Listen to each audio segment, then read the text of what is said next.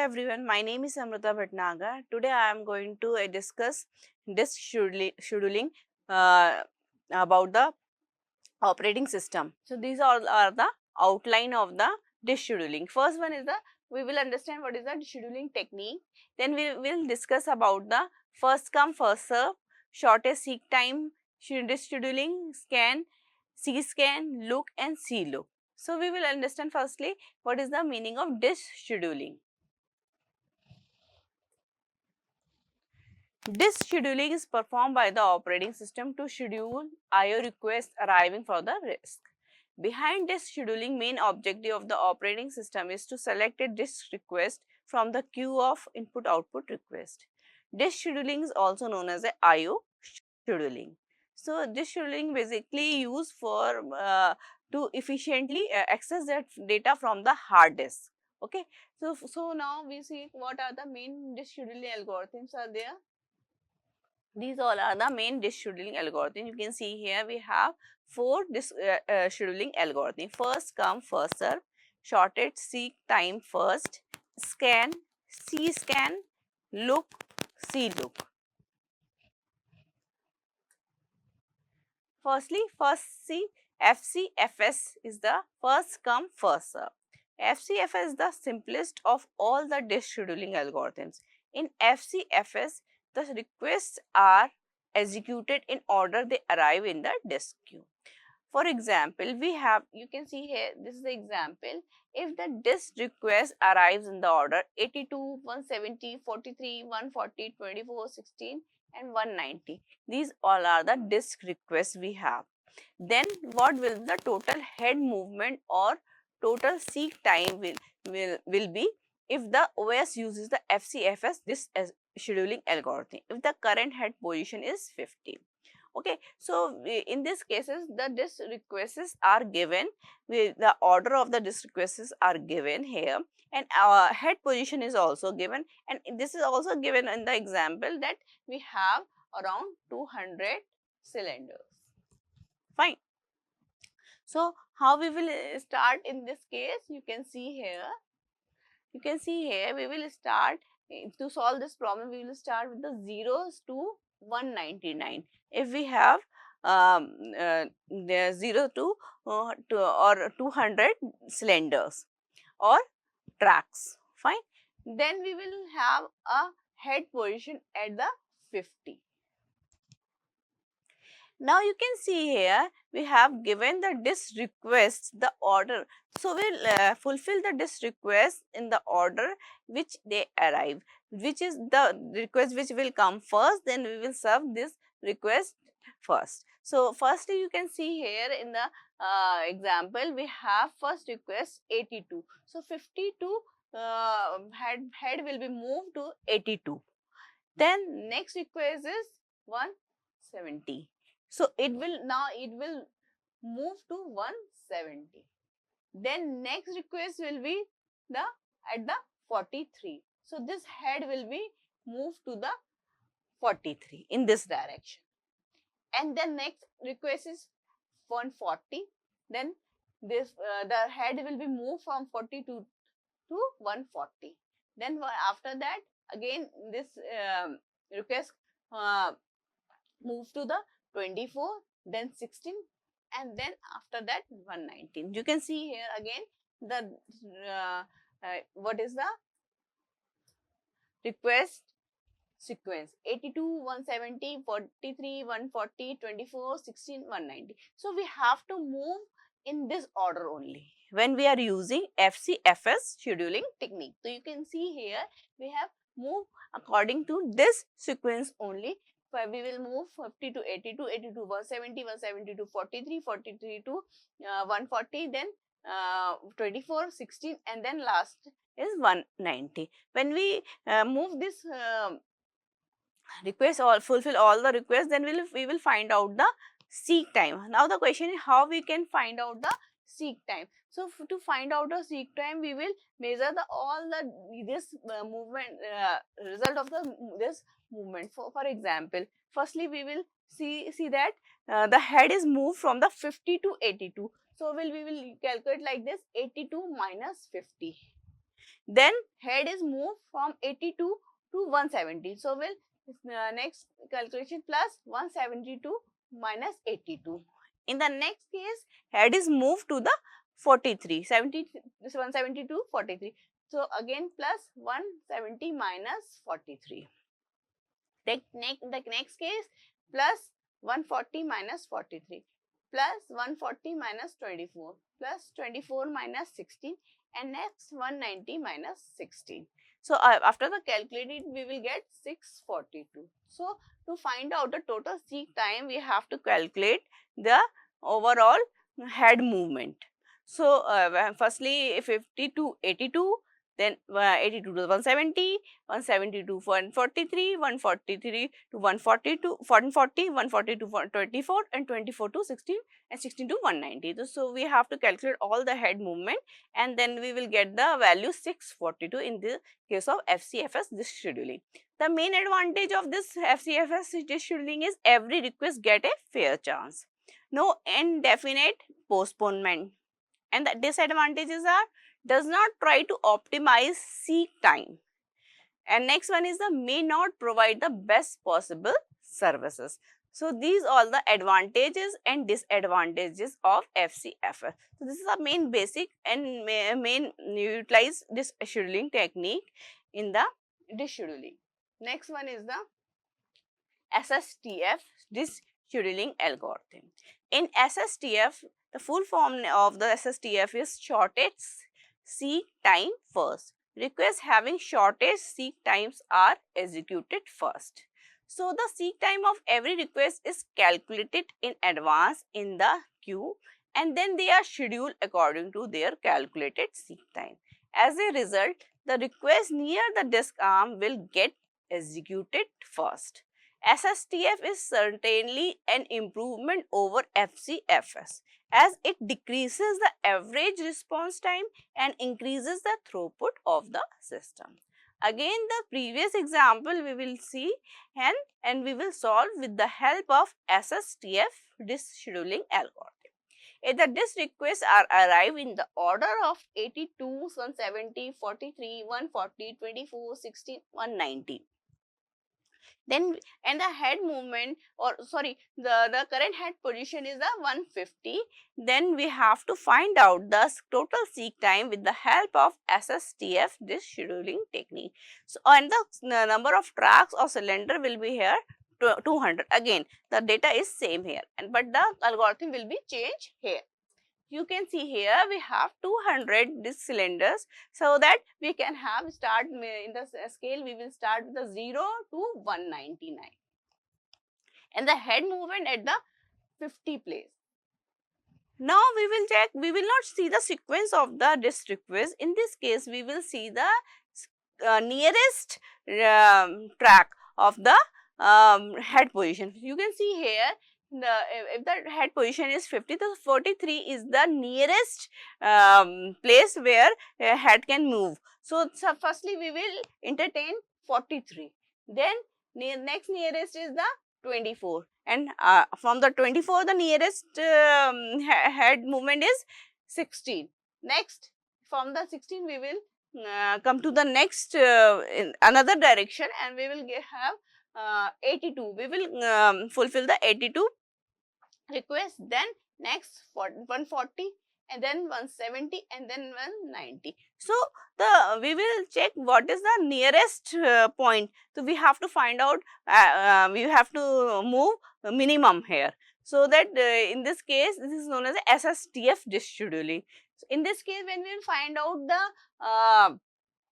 the total seek time, you can see here 50 to 43. So 50 minus 43, then 43 to 24, 43 minus 24, then 24 to 16, 24 minus 16, then you can see that 16 minus 82 minus 16, 140 minus 82, 170 minus 140 and 190 minus 170. Using this method we can find out the total seek time, but there is another method by which we can directly count the value of the total seek time. We can calculate only the when the calculate the value when only the direction is changed. For example, 50 minus 16 and 190 minus 16.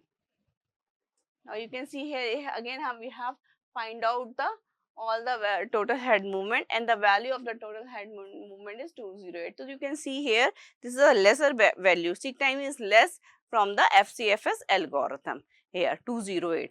Fine. Now, so the advantage of this scheduling algorithm is average response time decreases, throughput increases. And disadvantage is overhead to calculate seek time in advance can cause starvation for a request if it has higher seek time as compared to incoming request. So there is a possibility of starvation. High variance of response time as SSTF favors only some request. So this is the second algorithm, this scheduling algorithm. Next is the scan disk scheduling algorithm. In a scan algorithm, the disk R moves into a particular direction and serves the request coming in its path. And after reaching the end of the disk, it reverses its direction and again services the request arriving in its path. So, in the case of scan disk scheduling, the head will be moved into the one direction only. All the request of the one direction will be fulfilled here, and then it will reverse the direction. Again, when the request of the one direction will be fulfilled, then the direction will be changed. So, this algorithm works as an elevator and hence also known as an elevator algorithm. As a result, the requests at the mid-range are serviced more and those arriving behind the disk R will have to wait. So, again the example, previous example we will solve with the help of scan disk scheduling, where the requests are 82, 170, 43, 140, 24, 16, 190, and the head movement or head position is the 50, and the total number of tracks are available are 200. So, we will create a scale of 0 to 199. You can see here, and the first head position is at the 50. Now, we will move into this direction. For example, we are starting with this direction. So, firstly, the 82 will be fulfilled in this direction. Then 140, then 170, 190. But there is a more main thing here. The movement of the after the completing one direction, it will go to the end of the cylinder. This is the main thing which you have to remember, that in the scan disk scheduling, we have to go to the last cylinder or last track. 190 is the last track, so we have to cover 199 also. Then it will reverse the direction and will be first it will fulfill the 43, then 24, then 60. Fine. So, the main thing in the scan is that it will follow only one direction at a time, and all the requested in this direction it will fulfill, and it will reach to the end of the cylinder, last cylinder, and then it will reverse from this last cylinder. And then again we will find with the same method we can find out the total seek time or total head movement here. You can see here 199. You can see here, so you can see here, this is the 199, 199 minus 50, 199 minus 16, and we the total seek time is here 332 unit. This is a scan. Advantage: high throughput, low variance of response time, average response time.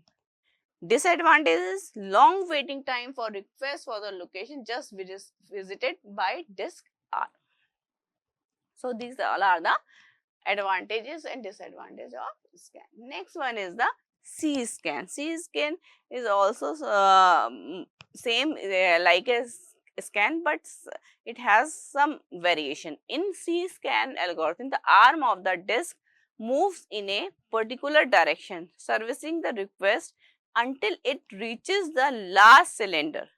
Then it jumps to the last cylinder of the opposite direction without servicing any request. Then it turns back and start moving in that direction, servicing the remaining request. So, in this case again it will follow one direction and will go reach to the last cylinder of that direction, and then it will reverse. But the difference from the scan is that it will not serve any request in the path. It will reverse to the last cylinder of the another direction, and then again it will serve the request of the at the time of coming back. So again we will see the so we will solve this problem. Same question is here. 82, 170, 43, 140, 24, 16, 190, and the current head position is 50. So we will now we will solve this problem with the help of C scan. So you can see here again scale, because the cylinder we have 200 cylinder, so the scale will be created 0 to 199. The head movement is started from 50. You can see here 50. Now the requests will be fulfilled. 50 to 82, 82 to 140, 140 to 170, 190, and then last one 199. This is like same as scan. But now the difference with the scan is that now it will reverse the direction. When it reverse the direction, scan will fulfill the request like 43, 24, 16 on the path, but it will not do it. It will reverse the direction and it will go to the last cylinder, which is 0 here, and then again come back to the in this direction and then fulfill the all the requests like 16, then 24, then 43. This is the main difference between scan and seek scan. Now how we can find out the total seek time? So we can find out the total seek time like 199 minus 50 plus 199 minus 0 plus 43 minus 0. So you can see that this area or this motion or this displacement also calculated in the total seek time. You can see here the next value. So we calculate like this and we will get the value of the C scan. Now next one is the look disk scheduling algorithm. Now in the look disk scheduling algorithm is similar to the scan disk scheduling algorithm, except for the difference that the disk arm, in spite of going to the end of the disk, goes only to the last request to be serviced in front of the head and reverse its direction from there only. Thus, it prevents the extra delay which occurred due to unnecessary traversal to the end of. So, in the case of look disk scheduling, we will not go to the last cylinder. We will change the direction or reverse the direction from the last request only. So, this is the difference between scan and look. Okay. So, you can see here again this is the question, same question is here where we have these requests and the current head movement is 50 here. So, you can see here firstly a head position is at the 50, then we will fulfill 82, 140, 170, then 190. We will not go to here in the 199 on the one day. This is the main difference between scan and look. In the look, we will not go to the last cylinder. Then the head movement will be reverse here, and then fulfill the 43, 24, and 16. And now we can calculate the total seek time here.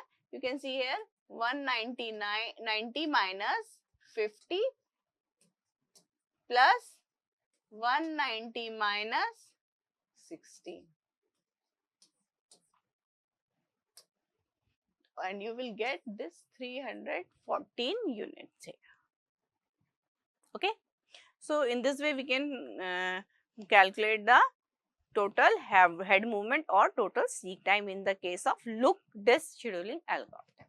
Now, the next algorithm is C look disk scheduling algorithm. As look is similar to scan algorithm, in similar way C-look is the similar to the C-scan disk scheduling algorithm in OS. In C-look, the disk arm, in spite of going to the end, goes only to the last request to be serviced in front of the head, and then from there goes to the other end's last request. Fine. So it is like a C-look. C-look is like a C-scan, sorry. So what will happen in this case?